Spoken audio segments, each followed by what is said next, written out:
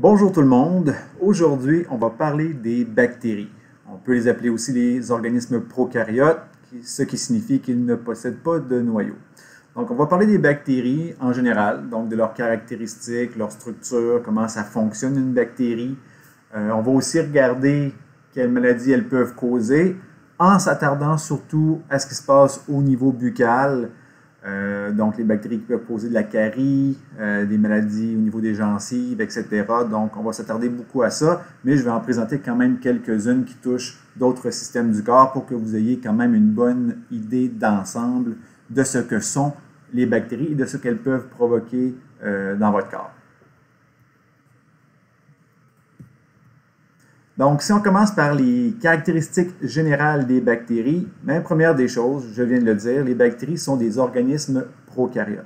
Donc, prokaryotes, ce que ça veut dire, c'est qu'elles ont un bagage génétique, les bactéries, oui, mais que ce bagage génétique-là n'est pas pris dans un noyau. Comme nous, par exemple, nos cellules, notre bagage génétique est retrouvé dans un noyau. Donc, le noyau, c'est un organite membraneux.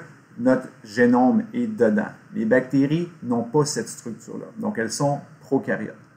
Deuxième chose, on va dire que les bactéries sont unicellulaires. Donc, chaque cellule est une bactérie et chaque cellule peut survivre indépendamment des autres. Nous, encore une fois, on n'est pas unicellulaire, on est pluricellulaire. Il y a plein de cellules qui forment notre corps, des milliards de cellules, OK? Et souvent, chaque groupe de cellules a une caractéristique spécifique, a une fonction spécifique. Cellules nerveuses au niveau du cerveau, puis des nerfs en périphérie, votre foie, bon, je ne ferai pas le tour du corps humain, là, mais vous comprenez le principe. Donc, les bactéries, elles sont autonomes et elles sont formées d'une seule cellule. Elles peuvent parfois se regrouper en plusieurs cellules, mais elles sont quand même souvent indépendantes les unes des autres. Elles pourraient très bien survivre sans être en groupe.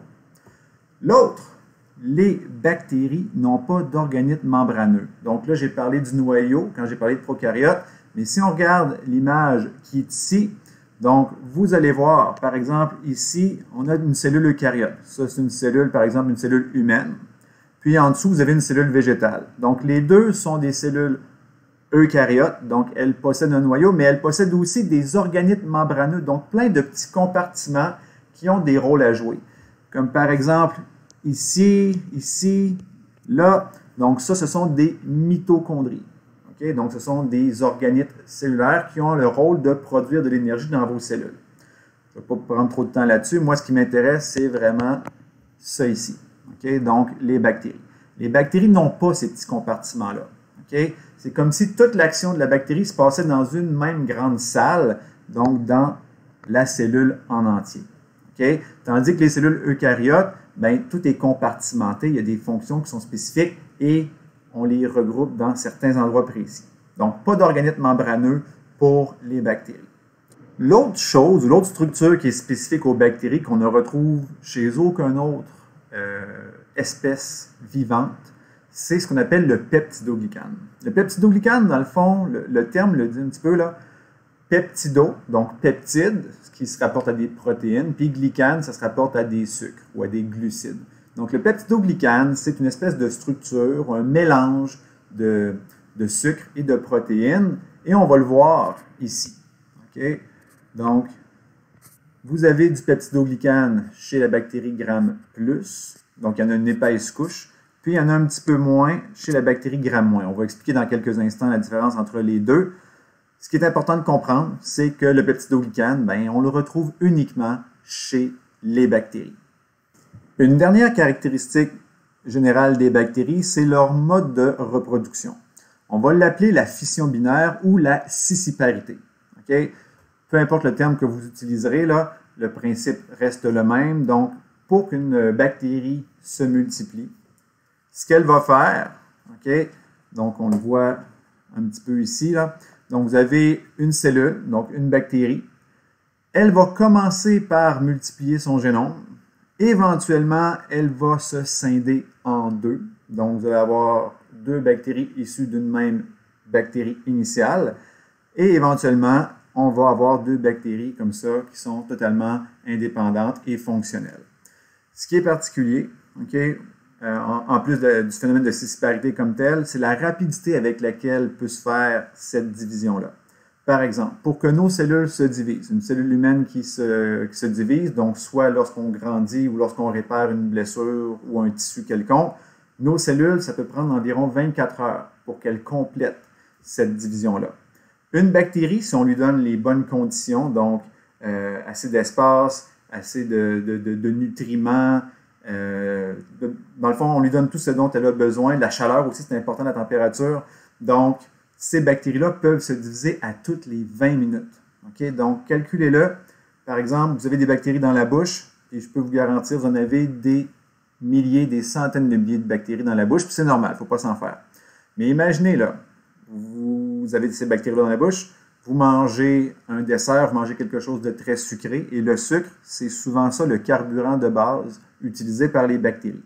Donc là, vous avez du sucre plein la bouche, sur les dents, puis vous ne brossez pas vos dents avant plusieurs heures. Okay? On va dire 4, 5, 6 heures. Là, vous êtes allé faire la fête à quelque part, vous êtes allé souper, après ça, vous sortez. Vous avez le sucre dans la bouche. Donc, les bactéries, pensez-y, si vous avez des centaines de milliers de bactéries, puis que toutes ces bactéries-là décident de se multiplier à partir du sucre que vous avez ingéré, donc à toutes les 20 minutes, on double. Donc, une bactérie après 20 minutes en donne 2. Ces 2 bactéries-là, après 40 minutes, en donnent 4, etc. Donc, les 4 en donnent 8, les 8 en donnent 16, donc c'est exponentiel. Et si vous en avez déjà beaucoup dans la bouche, bien, ça peut aller vite. Okay? Donc, d'où l'importance d'avoir une hygiène buccale, on va dire régulière, pour s'assurer de limiter cette croissance-là. Et ce qu'on peut faire, si on veut limiter la croissance aussi, bien, simplement boire de l'eau. Okay? Ça va nettoyer la bouche, ça va enlever les sucres, ça va faire partir une partie des bactéries aussi. Okay? Ça peut être de manger, par exemple, du fromage ou manger quelque chose qui n'est pas nécessairement très sucré, des noix. Donc, ou par exemple, manger une gomme avec une gomme sans sucre qui est sucrée avec du xylitol. Donc, tout ça va nettoyer les dents et va enlever une partie des bactéries. Donc, ça peut être intéressant. Mais bref, caractéristiques des bactéries, c'est important de les connaître. Ensuite, les principales formes de bactéries. Je suis désolé, j'ai mis une image en anglais. Les 3 principaux types. Donc, on a ce qu'on appelle les cocci. Les cocci, c'est comme des petites billes. Okay? Ce sont des bactéries sphériques. On a les bacilles. Vous pouvez voir aussi dans la littérature ou dans certains manuels, on va utiliser le terme bâtonnet. Bâtonnet, bacille, même principe. Ce sont des bactéries qui sont un petit peu plus allongées. Et les autres, okay, souvent ce qu'on va appeler les formes incurvées, spirochettes. Donc, par exemple, Vibrio cholerae, c'est une bactérie qui cause le choléra, toute évidence. C'est une bactérie qui a l'air un petit peu d'une virgule, qui est un petit peu croche. Vous avez les spirées puis les spirochettes. Donc, des formes un petit peu plus spéciales, donc un peu de tire-bouchon, en zigzag jusqu'à un certain point. Donc, ces bactéries-là, il y en a des très, on va dire, intéressantes au niveau médical, okay, qui affectent l'humain, comme Helicobacter pylori, qui cause des problèmes au niveau de l'estomac. Treponema pallidum, ça je ne vous le souhaite pas, mais c'est la bactérie qui cause la syphilis. Okay, donc, on va avoir des bactéries comme celle-là. Puis je pourrais même rajouter là, une forme comme celle-là, les bactéries, par exemple, qui causent la maladie de Lyme, okay, ou Lyme disease. Là, l'été s'achève, mais on en a parlé beaucoup. Si vous vous faites piquer par une tique, vous pourriez développer la maladie de Lyme.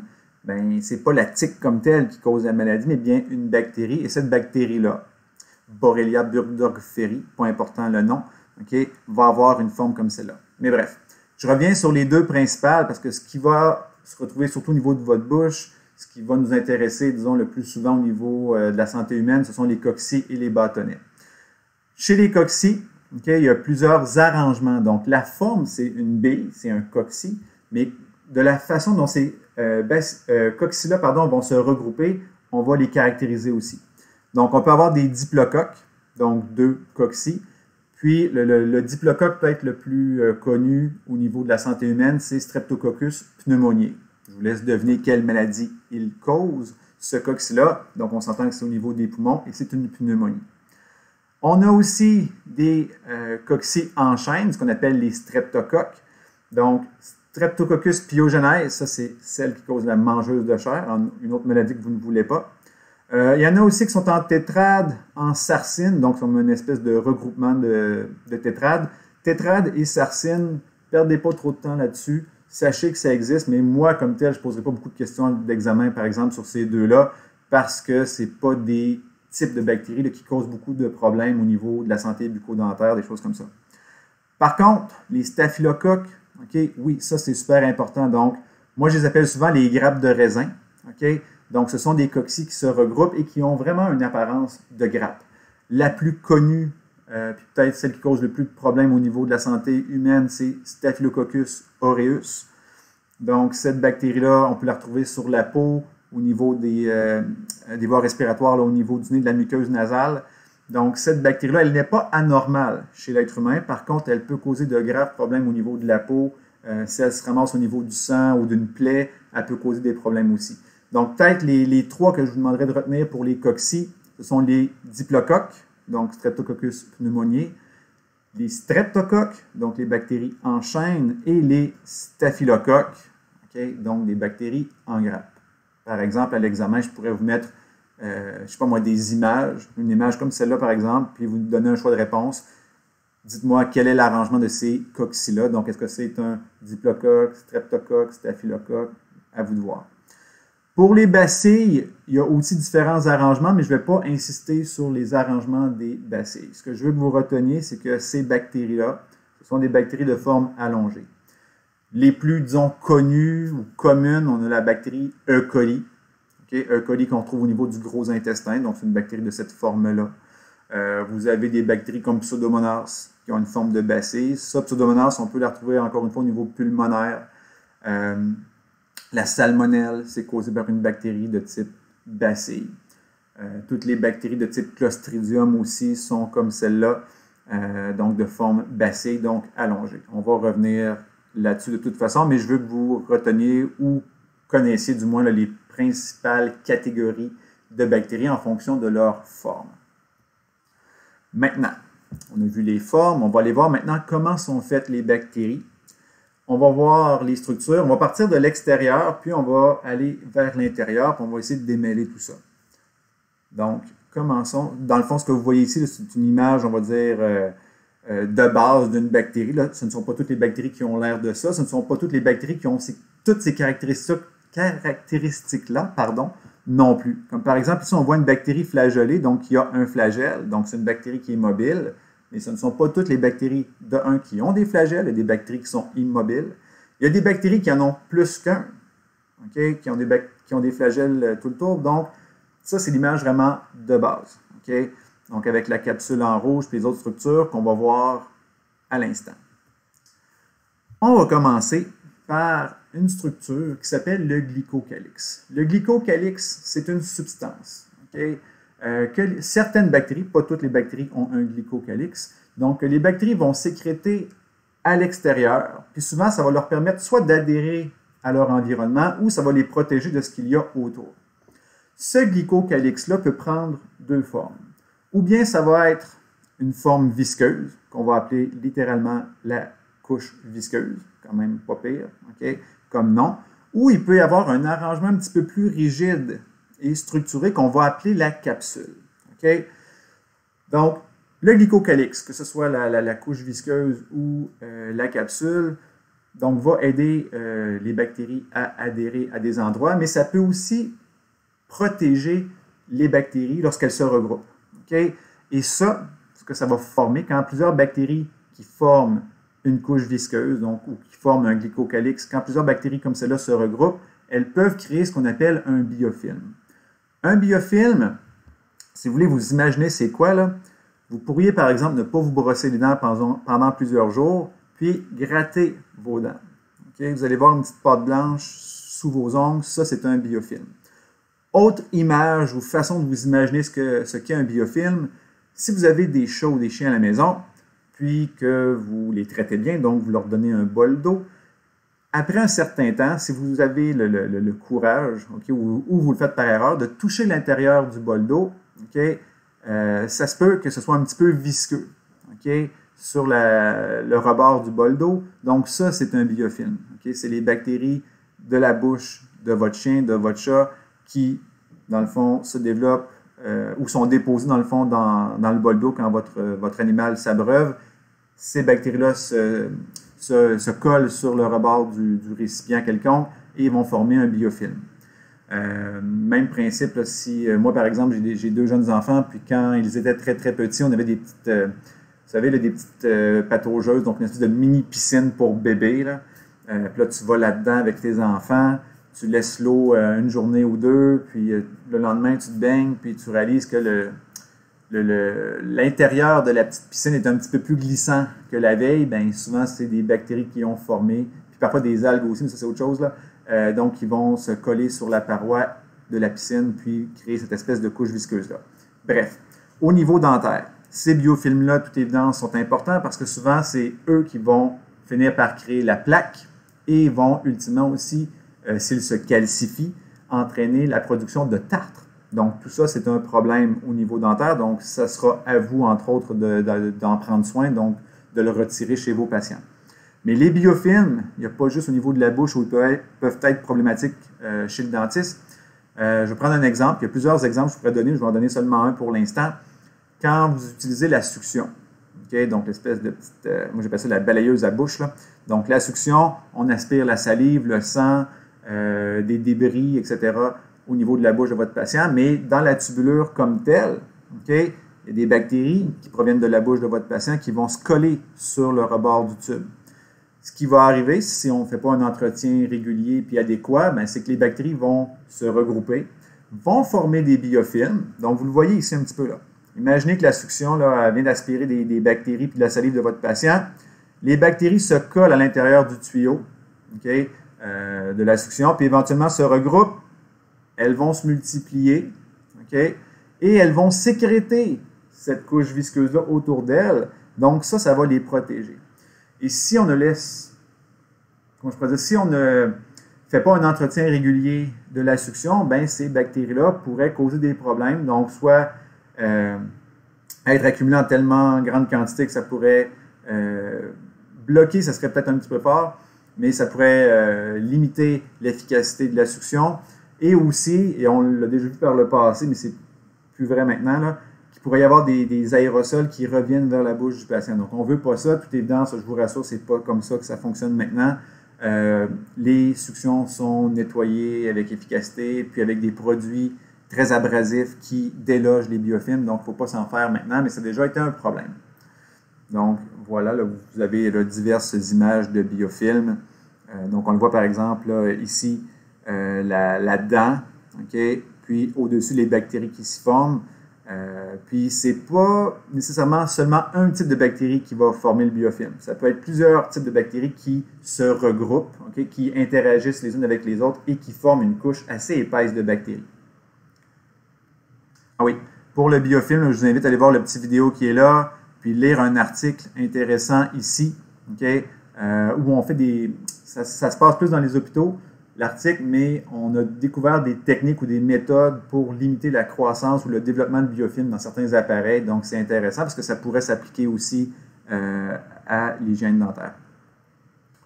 Donc, si je reviens à un type de glycocalyx, mais qui est plus structuré autour de la bactérie, c'est ce qu'on appelle la capsule. Donc, la capsule, on va la voir en rouge sur l'image qui est ici. Dans quelques instants, je vais vous parler aussi de la paroi et de la membrane cellulaire, mais là, on parle vraiment de la capsule. Okay? Donc, il faut voir ça, ces structures-là, là, membrane, paroi et capsule, comme plusieurs couches de vêtements que vous pourriez porter, par exemple. Donc, la bactérie, elle peut avoir, elle a toujours une membrane, puis elle a toujours une paroi, mais certaines bactéries vont en plus avoir une capsule, puis d'autres non. Les bactéries qui possèdent cette espèce de manteau-là, donc une couche encore plus à l'extérieur, ça donne un avantage aux bactéries qui la possèdent, la capsule. Pourquoi? Plusieurs raisons. Ça peut permettre à une bactérie, encore une fois, de s'accrocher à une surface, donc de se coller sur une dent, par exemple, okay? Ou se coller dans la succion, comme je viens de le dire. Donc, la capsule peut permettre ça. Mais la capsule, au niveau du corps humain, donc les bactéries qui ont une capsule, lorsqu'elles entrent dans le corps humain, l'avantage supplémentaire que ça leur donne, c'est que ça va limiter la phagocytose. Okay? Phagocytose, c'est quoi? C'est quand une cellule immunitaire arrive et veut manger une bactérie. Ça, c'est la phagocytose. Mais une bactérie qui possède une capsule, bien, ça se pourrait que le phagocyte ne la reconnaisse pas ou ne soit pas capable de la manger, la bactérie, donc ça va lui permettre de survivre. OK? Je regarde si je n'ai pas oublié quelque chose. Oui. Donc, des exemples de bactéries qui en possèdent, on parle de Bacillus anthracis. Bacillus anthracis, c'est une bactérie qui cause l'anthrax. J'en reparlerai éventuellement, peut-être juste en glisser un mot. C'est une bactérie qu'on retrouve dans le sol. Donc, ce n'est pas une bactérie qui est rare ou quoi que ce soit. On la retrouve rarement au niveau buccal, donc ça c'est une chose. Par contre, on pourrait en avaler et elle pourrait causer des dommages. Ces bactéries-là, ce qu'elles ont de particulier aussi, c'est qu'elles forment des endospores. Je vais en parler là, plus vers la fin du cours, les endospores, ce que c'est. Mais les endospores, c'est une forme, une espèce de cocon, okay, que certaines bactéries peuvent faire pour résister au manque de nourriture, manque d'eau, chaleur élevée ou quoi que ce soit. Donc, ça leur donne un avantage. Donc, ces bactéries-là ont plusieurs façons de résister dans leur environnement. Et Bacillus anthracis, si elle se retrouve, par exemple, au niveau de vos poumons, okay, elle peut être très, très, très dangereuse si elle n'est pas traitée. Donc, c'est une bactérie importante. D'autres bactéries qui ont des capsules, Streptococcus pneumoniae, donc des pneumonies. Et là, si je vous pose la question, y a-t-il des personnes qui sont plus susceptibles aux pneumonies ou certains groupes d'âge qui sont plus susceptibles aux pneumonies que d'autres? Bien, il y a des fortes chances que vous allez me nommer les personnes âgées. Okay? Oui. Okay? Malheureusement, les personnes âgées ont plus de chances d'attraper une pneumonie, oui, mais d'avoir des conséquences graves de la pneumonie surtout. Okay? Pourquoi? Plus on vieillit, moins notre système immunitaire est efficace. Et si une bactérie possède une capsule, bien déjà, le fait qu'elle ait une capsule, ça limite l'action du système immunitaire contre cette bactérie-là. Donc, imaginez, vous êtes une personne âgée, votre système immunitaire fait ça, une bactérie qui a une capsule arrive, bien, le système immunitaire de la personne âgée va avoir de la difficulté encore plus à lutter contre cette bactérie-là. Donc, quand on atteint un certain âge, ça devient important de se faire vacciner okay, contre la pneumonie pour donner une chance supplémentaire à notre système immunitaire de lutter efficacement contre ces bactéries-là. Ici, c'est juste pour vous montrer, là, ça c'est pas important, mais la bactérie est là, puis c'est ce qu'on appelle une coloration de la capsule. Donc, au microscope, si on veut savoir si une bactérie possède une capsule, on peut faire une coloration et, paradoxalement, on sait si la bactérie a une capsule si la capsule n'est pas colorée par la substance qu'on utilise. Donc, c'est comme une espèce de coloration négative. La bactérie est colorée, l'environnement est coloré, mais la capsule ne l'est pas. Donc, si on voit une bactérie comme celle-là, ben, ça nous indique que la bactérie a bel et bien une capsule. Maintenant, parlons des parois cellulaires et des membranes bactériennes. Les parois cellulaires, je dis les parce qu'il y en a deux catégories. Okay? Chez les bactéries, c'est des structures très importantes parce que ça va nous permettre de distinguer deux groupes de bactéries importants qu'on appelle les bactéries Gram+ et les bactéries Gram-. Okay? On va parler de la coloration Gram dans quelques instants, Gram étant le nom d'un scientifique qui a mis au point cette coloration-là. Puis des fois, on pourrait se dire, bon, pourquoi on étudie tout ça? Est-ce que c'est important? Bien, moi, je veux vous faire réaliser que si on comprend bien comment les bactéries fonctionnent, comment elles sont faites, okay, on est plus en mesure de soit les contrer, de les éliminer. Okay? Donc, c'est des notions qui sont importantes pour bien comprendre comment les bactéries fonctionnent et surtout comment on peut les éliminer parce que qu'on ait une bactérie Gram+ ou Gram-, on n'aura pas le même traitement antibiotique. Okay? Ça, on va en parler plus tard dans la session, mais c'est des choses qui sont importantes. Donc, bref, okay? Si on regarde les deux types de bactéries, donc ici, on a la bactérie Gram+, la bactérie Gram- ou Gram-positif, Gram-négatif. D'accord? Donc, on va commencer par la bactérie Gram-positif. Donc, chez les bactéries, okay, les bactéries ont toujours une membrane. Donc, la membrane, c'est ce que l'on voit ici. Okay? C'est une bicouche de phospholipides. C'est un peu le même type de membrane que nous, on a en tant qu'être humain. Okay? Donc, cette membrane-là, c'est assez standard. Tout ce qui va être à l'extérieur de la membrane cellulaire, okay, c'est ce qu'on va appeler la paroi. Donc, chez la bactérie Gram-positif, la paroi est composée d'une seule chose. Donc, on l'a ici, la paroi cellulaire, c'est composé seulement de cette couche de peptidoglycanes-là. Okay? Donc, le peptidoglycane, on l'a vu tantôt, c'est un mélange de protéines et de sucre. Donc, chez la bactérie Gram+ il y a beaucoup de peptidoglycanes. C'est une couche qui est très épaisse. Si on regarde maintenant chez les bactéries Gram-, donc on a encore une fois la membrane plasmique ou la membrane cellulaire, c'est la même chose. Okay? Donc ça, c'est identique, mais ça ne fait pas partie de la paroi. Ce qui fait partie de la paroi chez les bactéries Gram-, c'est les deux choses. Donc on a la paroi ici. Donc on a la membrane externe, qui est très similaire à la membrane cellulaire, mais on va retrouver une autre structure dedans qu'on appelle les LPS, okay, pour lipopolysaccharides. On va voir que ces structures-là, éventuellement, peuvent avoir un rôle à jouer dans la pathogénicité de la bactérie en causant des effets néfastes là, chez le patient. Par exemple, quand ces bactéries-là meurent, elles vont libérer les LPS, qu'on appelle des endotoxines, et ça va créer de la fièvre, ça va causer des problèmes chez le patient. D'accord? Donc, pour la paroi de ma bactérie Gram-, c'est deux choses. J'ai la membrane et le peptidoglycane. Le peptidoglycane, vous allez remarquer qu'il est beaucoup plus mince que ce que l'on retrouve chez la bactérie Gram-positif, et il est pris en sandwich, donc entre les deux membranes. Donc, j'ai la membrane plasmique, ou la membrane cellulaire qui est ici. Mais la paroi pour la bactérie Gram-négatif, ça va être du peptidoglycane en couche mince et une membrane externe comme celle-là. Donc, paroi composée de deux structures, peptidoglycane, membrane externe, tandis que pour la bactérie Gram-positif, sa paroi va être uniquement composée d'une épaisse couche de peptidoglycane. Ça, c'est une image différente, juste pour vous le présenter d'une autre façon. Donc, les bactéries Gram-positifs, je vais donner quelques exemples, les streptocoques, les staphylocoques, les bacillus et les clostridium. Donc, je peux avoir des bactéries Gram+, qui sont des cocci. Je peux avoir des bactéries Gram+, qui sont des bâtonnets. Okay? Streptocoques et staphylocoques sont des cocci Gram+. Bacillus et clostridium sont des bâtonnets Gram+. Pour les bactéries Gram-, c'est le même principe. Donc, je peux avoir des bâtonnets, je peux avoir des cocci. Donc, au niveau des bâtonnets, donc il y a E. coli, la salmonelle, Pseudomonas. Vous allez avoir ça c'est des bâtonnets Gram-négatifs. Pour ce qui est des cocci Gram-négatifs, il y a un type de bactéries en particulier, là. Je vais l'écrire ici, là. C'est des bactéries de type Neisseria. Je m'excuse, je n'écris pas très bien, puis en plus avec un petit stylet sur l'écran, c'est pas super, là. Mais les bactéries de type Neisseria qui peuvent causer ou bien la méningite, donc Neisseria meningitidis, ou la gonorrhée, Neisseria gonorrhoeae. Donc, ce sont des bactéries de ce type-là. Pourquoi j'insiste sur ces bactéries-là, Neisseria, c'est qu'au niveau de votre bouche, vous avez beaucoup de cocci Gram-négatifs de type Neisseria. Mais ça ne causera ni la méningite, ni la gonorrhée. D'accord? Ce sont simplement des bactéries commensales, donc des bactéries qui ne sont pas pathogènes, qui font partie de ce genre de bactéries-là, donc du genre Neisseria, donc Gram-.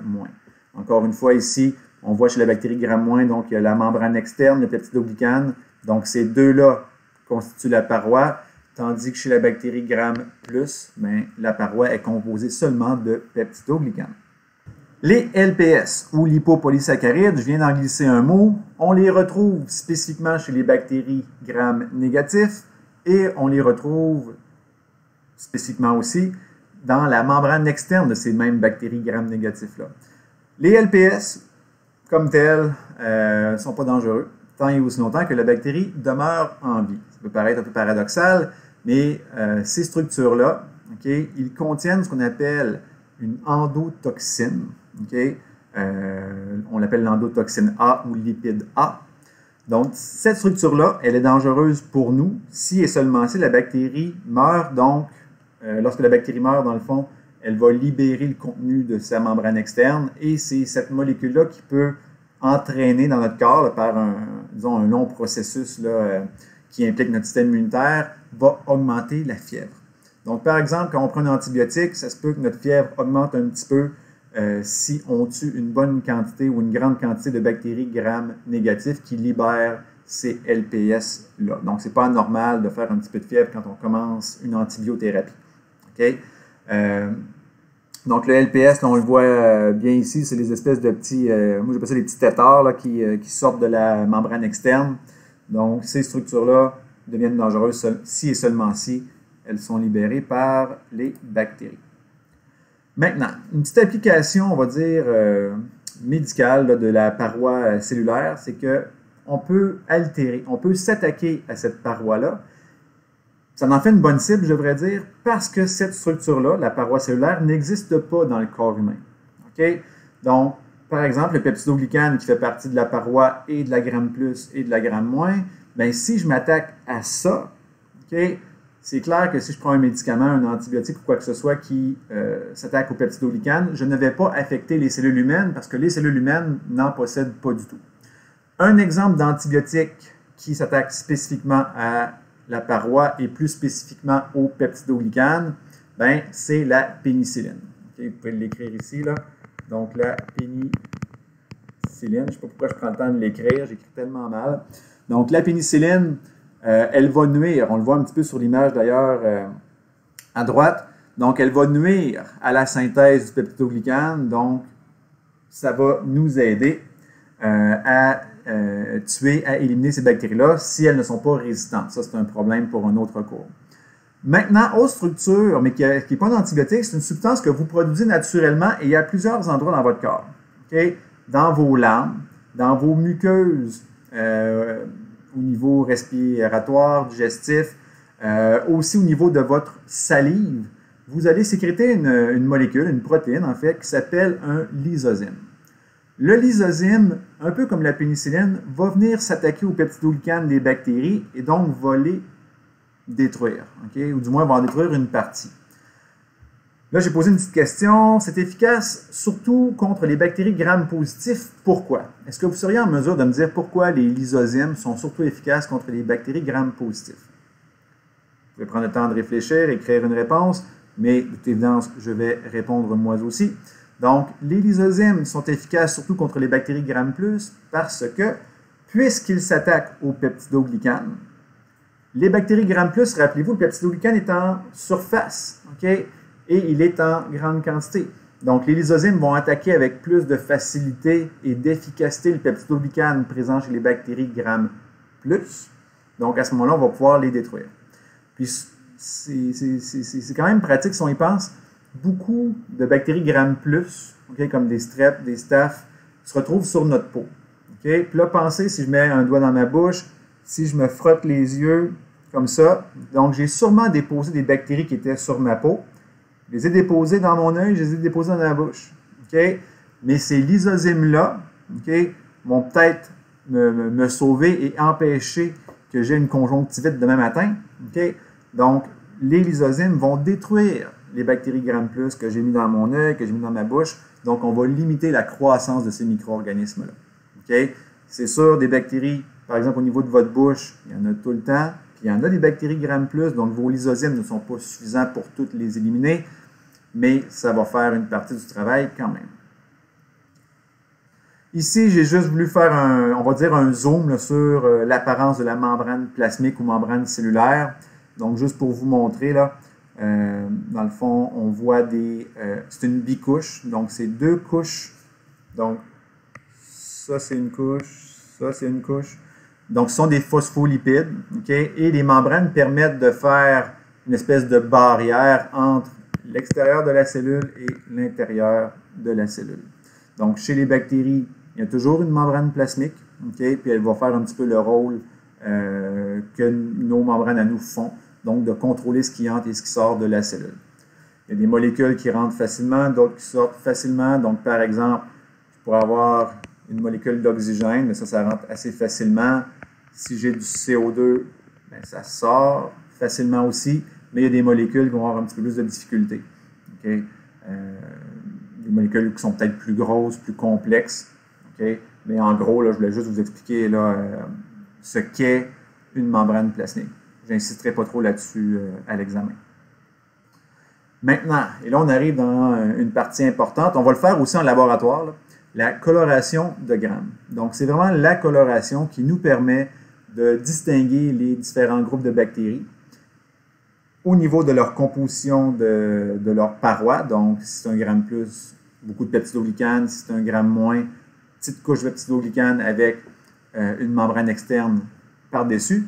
Mais quand on fait une coloration comme celle-là, ça va nous permettre aussi de voir la forme de la bactérie. Donc, est-ce que c'est un cocci, un bacille, un spirochète, et aussi de voir l'arrangement. Donc, si c'est un cocci, OK, oui, c'est un cocci, mais est-ce que c'est un diplocoque? Est-ce que c'est un streptocoque? Est-ce que c'est un staphylocoque?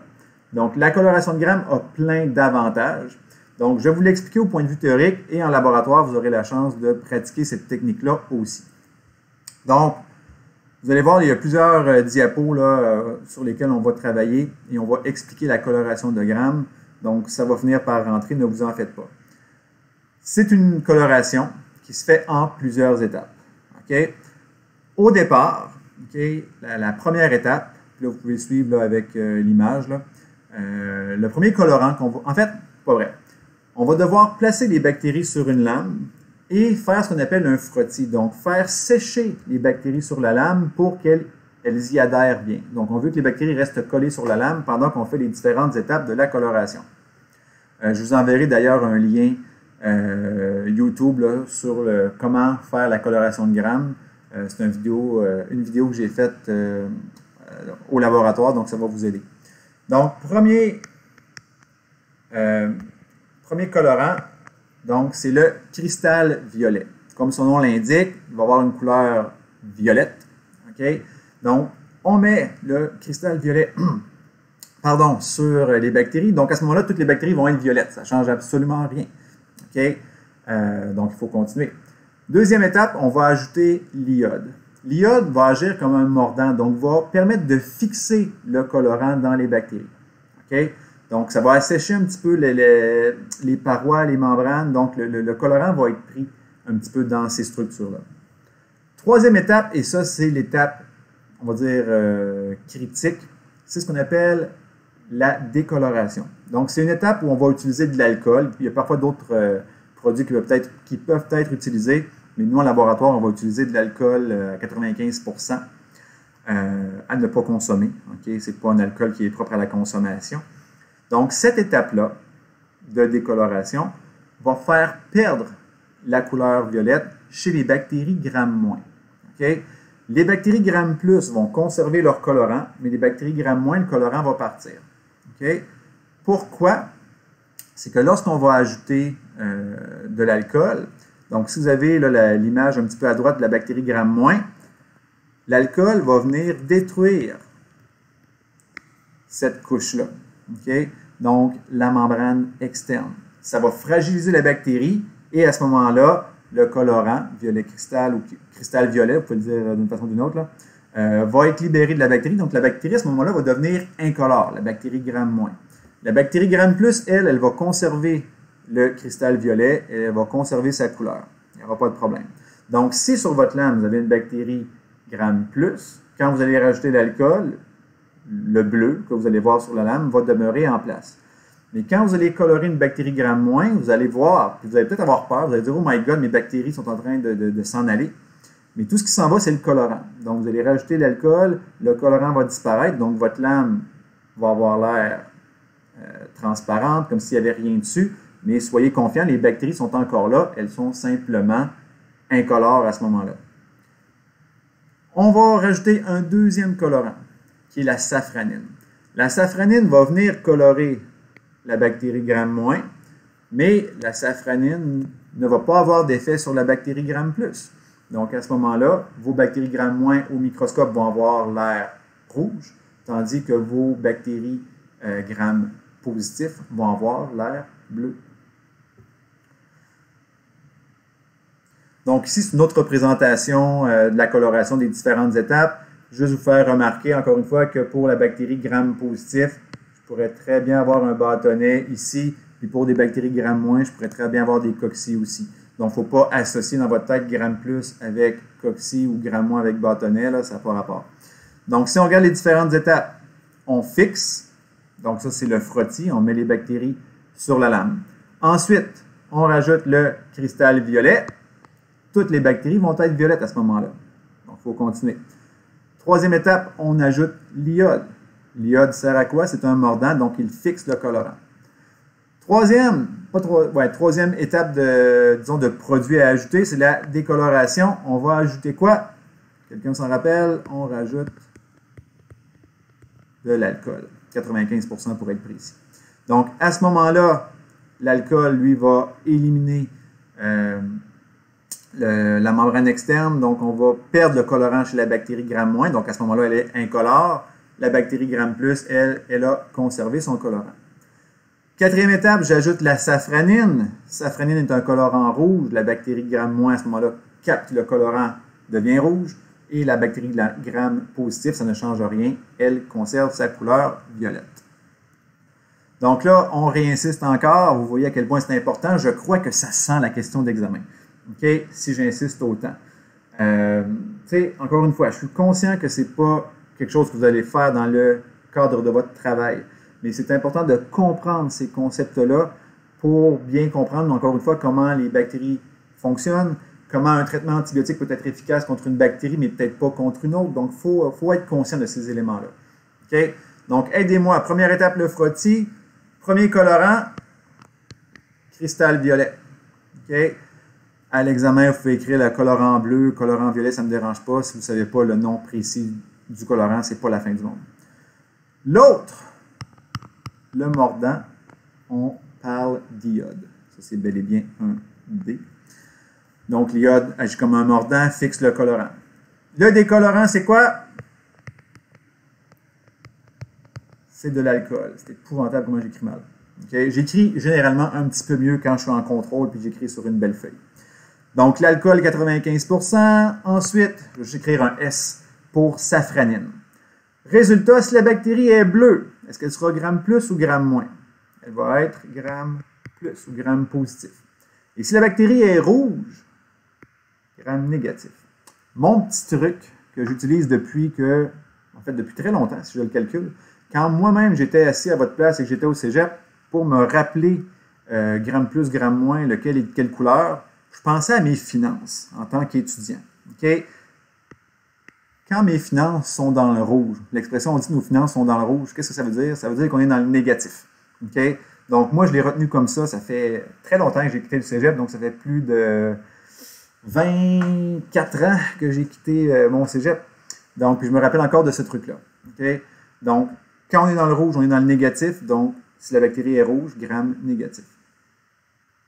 Et on a un exemple ici de résultat au microscope. Donc, à gauche, j'avais la bactérie Gram-, probablement la bactérie E. coli. Donc, on voit qu'elle est rouge, donc Gram négatif, et on voit sa forme aussi. Okay? Donc, dans ce cas-ci, ce serait un bacille. Donc, on voit par exemple un beau bacille ici, un autre là. Bref, on voit la forme plus allongée, c'est un bacille. Ici, on voit que les bactéries ont des formes. Okay? Si on regarde individuellement chacune des bactéries, ça a vraiment l'air des petits points. Okay? Mais ces petits points-là sont regroupés. Donc, est-ce que quelqu'un se rappelle? C'est quoi? Je sais que je ne peux pas vous entendre, puis que c'est un enregistrement.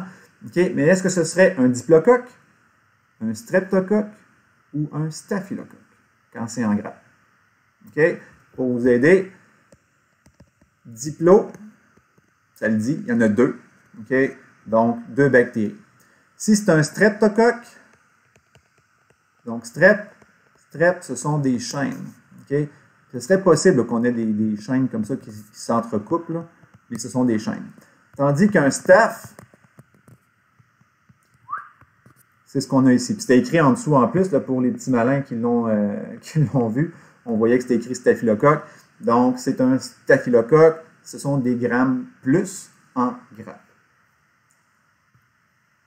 Puis si on faisait une coloration de Gram avec plusieurs bactéries sur une même lame et qu'on avait des bactéries des bactéries de type Gram différents, on pourrait avoir les deux bactéries sur une même lame. Donc, on a des Gram négatifs ici, des Gram positifs qui sont là. Donc, E. coli serait celle-là et streptocoque ici. Okay? Donc, ici, ça a presque l'air de bâtonnets, mais on le voit un petit peu mieux ici que ce sont des coccis. Là. Donc, ce sont des coccis en chaîne, dans ce cas-ci, donc des streptocoques. Application médicale, ben, des colorations de grammes, c'est fait assez régulièrement là, par les gens qui travaillent en analyse biomédicale. C'est une coloration de base, une coloration importante. OK? Donc, je ne vais pas insister trop là-dessus.